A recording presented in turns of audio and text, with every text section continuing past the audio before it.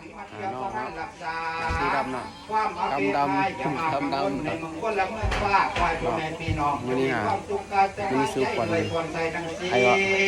เทวิออนสวัสดีจงเกิดมีแก่ลายน้อยสุขวัญเทวิออนเสกสวรรค์แต่ก็ขาดกำลังเริ่มสุขวัญเป็นมาซะหน่อยแล้วมาเด้อคนเด้อชีวิตตั้งยาวอนิพานังสรนังปัสสามินิยมปีพุทธังธัมมังสังฆังอายุวัฒนังเตชีวิตตั้งยาวอนิพานังสรนังปัสสามินิยมปีมาหอดดังกิ้งเราได้มาใส่ยาตุปวังใส่ยามกราใส่ยามหาบุญคุณควรขึ้นที่ลำเลือวันวันเลือความความเลือซาผู้บ้านและพ่อแม่มานั่งลองดาวเอาขวัญว่าจะเสื้อกับขวัญกุมารดาและกุมารลาอ่อนน้อยนาคืนคอยแต่เจ้าเอากำเนิดลงมาเกิดในท้องแม่มารดาหลายวันมาบ่หน่อยนับพันเขาได้10 เดือนแม่เจ้าเลือดสะเทือนเจ็บปวดท้องทุกพี่น้องวันใดแล่นขึ้นมาหาพวงตะไนบ้านเหนือแล่นขึ้นมาลำแม่เจ้าเจ็บท้องห้องอยู่ในห้นจนละวันจะออกมาแล้วคงจะพักแม่มารดาเป็นตุ้งผมไม่มาตุ้งใส่ตุ้งผมงามเนาะตุ้งผมแต่งใหม่ได้สูงมือขวาจับใส่แห่เป็นผู้หญิงกว่าพี่นี่ลาเป็นผู้ชายยังสิได้บวชสร้างพันบวชในศาสนายังสิได้บวชนาแทนคุณกิตามาด่าพ่อแม่กินตอนแม่จะกินน้ำมอนนาปากเลยพงสูบไปแห้งลูกแม่เจ้าแห้งหอนแม่เจ้าหอนกินอ่อนก็ละถ้วยมือจับไว้พองกินน้ำหอนอยากก่อนต้อมลูกพุตาเวทนาในเจ้าชมพลอยหวานอ่อนน้อยน้องนัดจะวันคุมบาลาคุมบาลีโอ้โอ้มาแล้วโอ้ยควันเดือนมาเลยฟังเครื่องแขนคนตัวแดงนะก่อนแต่เจ้าคงพี่น้องก็สร้างคืนสมบ้านในสมพานลูกหลานเกิดไหมบัดนี้ก็จะวันแก่นไทยของแม่มันดาเสียได้ถือผ้าม่านชนะเมืองทองอุ้มทองใบถึงเกศ10 เดือนนะเกินส่วนในอุ้มหอกทองนักหลวงจองย่างไปมาจะใจมันน่าบ่เคยได้ประมาทว่าระยะใหญ่แม่ก็เพียงคมดีบ่ให้มีแนวใดสะเทือนถึงเจ้าเก็บกำลูกเก็บเงาเนาอยู่ในคันจนถึงวันที่เจ้าได้ประสูติลูกแก้วเกิดมงจากคันมาคันพิตามันดาขอที่ใจซึ้งซอยที่ได้มีลูกน้อยสืบต่อแทนลูกบาดนี้คอยจะได้เฮียห้องจุ่มเข้าห้อมควันว่ามาอยู่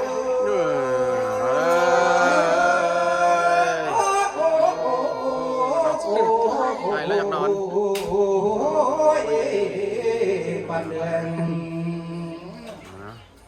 หวานแม่ได้อุ่นทองถนอมลูกในคันก็ดีหวานแม่เดินเสียส่วนยามเดือนหรือนังก็ดีแม่ฝันได้ไปข่าได้ทอนคำแดงก้อยมาสามนีวันนี้วันจอมแพงมันด่าแก้มแก้วกระลุกเกิดผมแล้วให้เจ้าเพื่อนเก่งดีกว่าดูแลลูกหางของพ่อแม่บุญแพ้ควางสื่อสร้างบารมีจงมาเสวยความยินดีดอมญาติพี่น้องทางพวกพ้องของหมู่วงวานให้จะมานอนดูใส่ไหมมานุ่งผ้าโยสวัสดีว่ามาเยอะ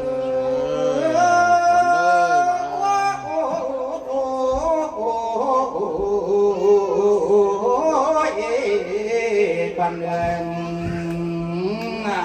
มาอยู่มุ่งดอมอนมาอยู่ดอนดอมพอดอมแม่มาเป็นแก่ความเจริญยินดีขวัญลูกเจ้าก็ให้แลนมาลีลาขวัญบรรดาก็ให้แลนมาลีลายมาอยู่ใต้หัวเมียงกุตาให้มาส่งดวงมาลาดอมผัวและลูกให้จะมาผูกมันยืนยิงเนื้อราคาให้เจ้ามันฟานแผ่นหินแดงให้เจ้าแขนฟานแผ่นหินลานในเจ้าอายุวันโนสุขังพลังทั้งนี้ก็ขาดเถินตาขอ หลีตั้งขายก็จะน้อยเด้อเด้อ ตัวแล้วเสียบน้ำมนต์แล้วเด้อกลมลงน้ำมนต์นี่ ตัสสะภะคะวะโตอะระหะโตสัมมาสัมพุทธัสสะนะโมตัสสะภะคะวะโตอะระหะโตสัมมาสัมพุทธัสสะสาธุสาธุนักตังปัจจมังมหาสมุทธังสัพพะทังวันตุเตโมตังปัจจมังมหาสมุทธังสัพพะทังวันตุเตพุทธังปัจจมังมหาสมุทธังสัพพะทังวันตุเตข้าตังปัจจมังมหาสมุทธังสัพพะทังวันตุเตยะตังปัจจมังมหาสมุทธังสัพพะทังวันตุเตนะโมพุทธายะนะโมพุทธายะนะโมพุทธายะสาธุสาธุองค์พระกูจักสิใส่ก้นถึกหวานกันนากูจักสิใส่ก้นถึกยากันกำตัวหายกูจักสิใส่ก้นความเรื่องขึ้นพญากูจักสิใส่ก้นกอกาถึงทิ้งตัวหายสัพพะโลกาละงับสัพพะไทยละงับสัพพะคอละงับองค์อุตการกูจะกูสิจะกูได้งานกูได้งานกูอายุยืนรองกันจะเผามีลูกเต้าล้วนแต่ผู้ดีเป็นเศรษฐีมั่งมีบ่ให้กูจะคิดใส่ก้นกูโกใกล้เกิดเป็นคนรวยกูจะคิดใส่กล้วยก็เป็นกล้วยก็แก่กูจะคิดใส่ห้างค้าใหม่ก็มั่งมีเงินคำกูจะคิดใส่ผู้นำกูกลายเป็นหลักไซของประเทศกูจะคิดใส่นักเลงกูกลายเป็นเมืองหลวงกูจะคิดใส่พวกนักขึ้นบริณีได้หน่อยคิดใส่คอยข่าวข่าวเขาทับเจ้า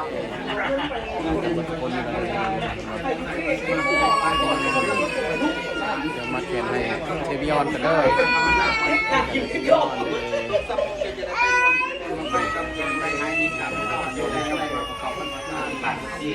วันที่ใครมาควันของทำพลังเชื่อมีเด็กของการขายมากกว่าสู้กันทีนี้น่าจะยังไงอาเด้อคนเราเป็นเราแก่ได้หายไปแล้ว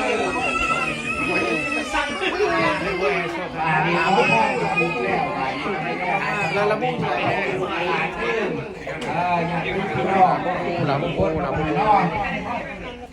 ลาบูบู